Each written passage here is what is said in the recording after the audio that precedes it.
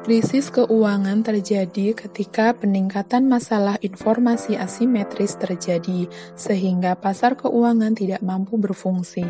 Secara umum, kami dapat mengidentifikasi 6 faktor. 1. Efek pasar pada neraca. 2. Memburuknya neraca lembaga keuangan. 3. Krisis perbankan. 4. Peningkatan ketidakpastian.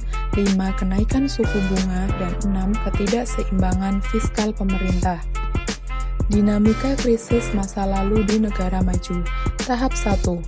Ada beberapa cara yang dapat memicu krisis keuangan. Salah manajemen liberalisasi keuangan atau inovasi, booming dan bust harga aset, lonjakan suku bunga atau kenaikan umum dalam ketidakpastian ketika ada kegagalan dalam institusi keuangan.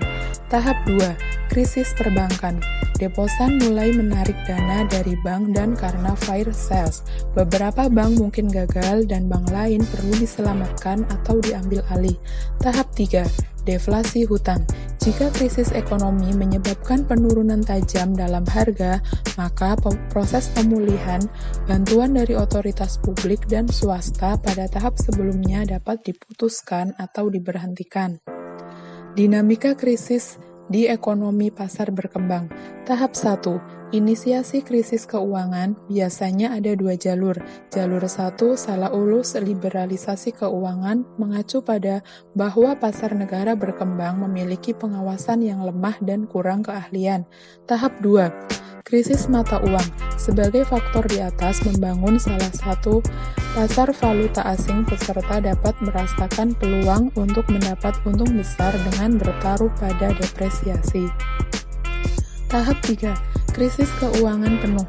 Karena dibutuhkan lebih banyak mata uang domestik untuk membayar hutang dalam mata uang asing, kekayaan bersih menurun yang meningkatkan AS dan MH. Selanjutnya, krisis keuangan subprime pada tahun 2007 dan 2008. Sebelum tahun 2000, hanya peminjam yang paling layak kredit yang dapat memperoleh hipotek perumahan. Karena untuk inovasi keuangan, hipotek subprime sekarang bisa dikeluarkan. Bundling pinjaman kecil menjadi sekuritas utang standar, sekuritisasi juga diterapkan. Sekuritas yang didukung hipotek dan kewajiban hutang yang dijamin memberikan sumber pendanaan baru. Semua ini berkembang menjadi 1 triliun pasar dolar pada tahun 2007 dan gelembung harga perumahan terbentuk. Regulasi adalah tentang menetapkan aturan perilaku spesifik yang harus dihindari perusahaan keuangan. Pasar keuangan diatur karena 2 alasan. Yang pertama, untuk meningkatkan informasi, dan yang kedua, untuk memastikan kesehatan perantara keuangan, yaitu menengah kepanikan finansial dan potensi krisis.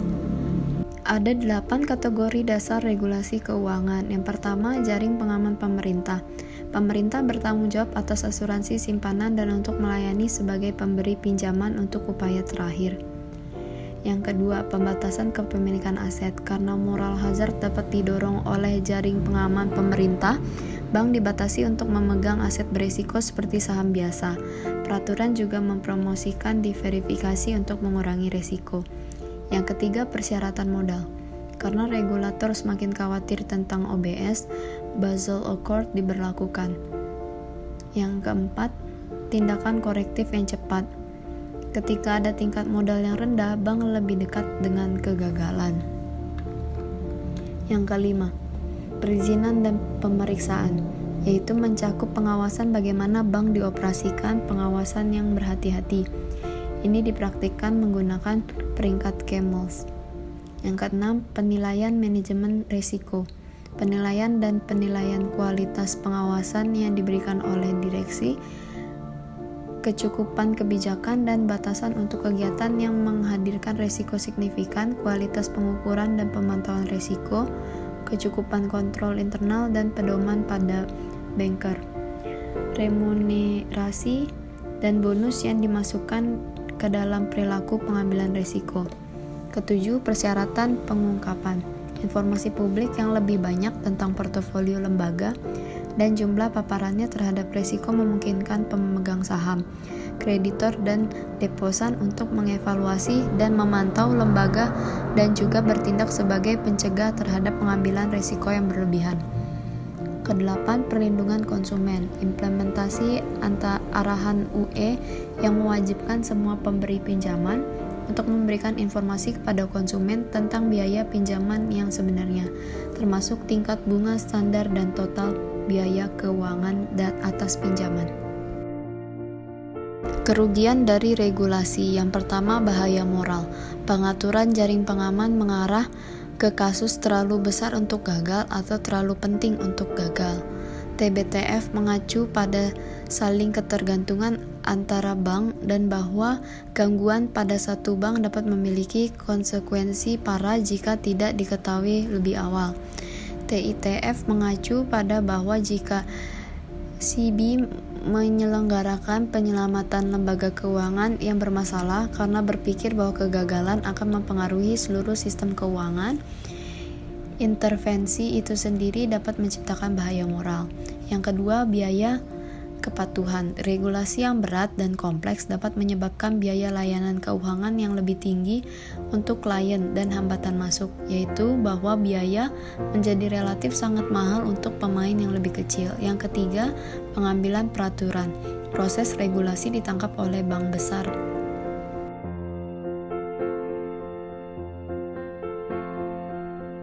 Wabah pandemi COVID-19 ini menjadi sesuatu yang luar biasa tidak terlepas dari peran teknologi komunikasi.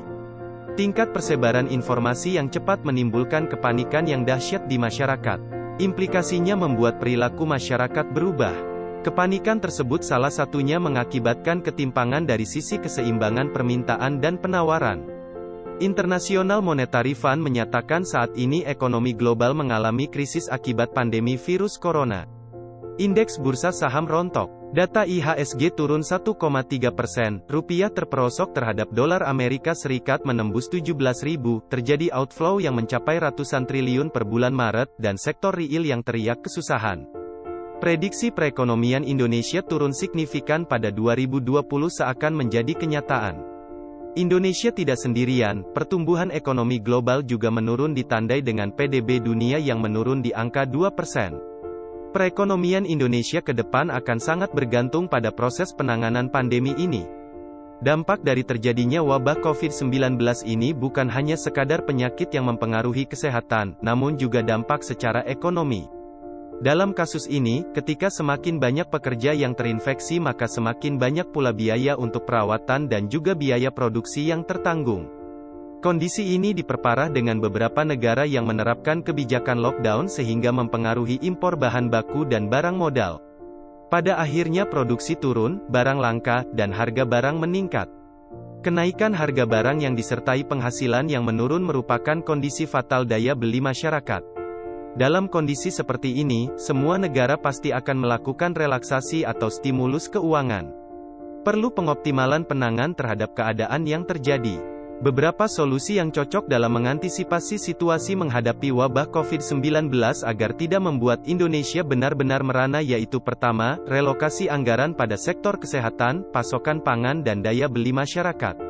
Pembiayaan dialihkan untuk pengadaan perlengkapan dan alat penanggulangan wabah serta pembiayaan penelitian yang fokus menemukan antivirus. Relokasi anggaran juga diberlakukan untuk menjaga ketersediaan bahan pokok kebutuhan pangan masyarakat yang mengalami peningkatan akibat kepanikan pasar. Juga pemberian bantuan untuk peningkatan daya beli masyarakat dalam memenuhi kebutuhan hidup. Kedua adalah stimulus pendanaan dalam rangka peningkatan produksi dalam negeri sektor pertanian. Pada kondisi saat ini kebutuhan akan makanan dengan gizi dan nutrisi yang baik seperti sayur-sayuran dan buah-buahan mengalami peningkatan permintaan. Selama ini Indonesia impor untuk memenuhi permintaan terhadap komoditi ini. Solusi ketiga adalah relaksasi kredit sebagai stimulus fiskal untuk mendorong produksi pada sektor manufaktur di mana terdapat banyak lapangan pekerjaan. Ini secara langsung memberikan pendapatan bagi pekerja yang terdampak. Keempat adalah dalam memberlakukan kebijakan jangka pendek, tetap harus memperhatikan kebijakan jangka panjang yang bersifat struktural. Pengoptimalan Omnibus Law RUU Cipta Kerja yang memperhatikan potensi pemutusan hubungan kerja dalam hal pemberian berupa uang, pelatihan vokasi, dan akses pekerjaan baru selain perlunya melakukan relaksasi bagi kebijakan impor bahan baku kebutuhan industri. Dan solusi terakhir yang perlu dimaksimalkan adalah kebijakan moneter dan makroprudensial melalui penurunan suku bunga dan menjaga stabilitas nilai tukar. Pada akhirnya, kita sedang berada dalam kondisi yang tidak mudah. Tetap berpikir positif dan optimis sebagai upaya mengatasi musuh terbesar masyarakat yaitu ketakutan serta kepanikan. Pembatasan penyebaran informasi negatif menjadi langkah yang penting untuk diambil dalam menjaga kepercayaan publik dan memperkuat ketahanan yang berimplikasi pada stabilitas harga dan ketersediaan kebutuhan masyarakat. Mungkin dengan adanya wabah ini mendudukkan kita pada posisi yang tidak prima, namun dalam setiap krisis yang terjadi, selalu ada peluang yang mengikutinya.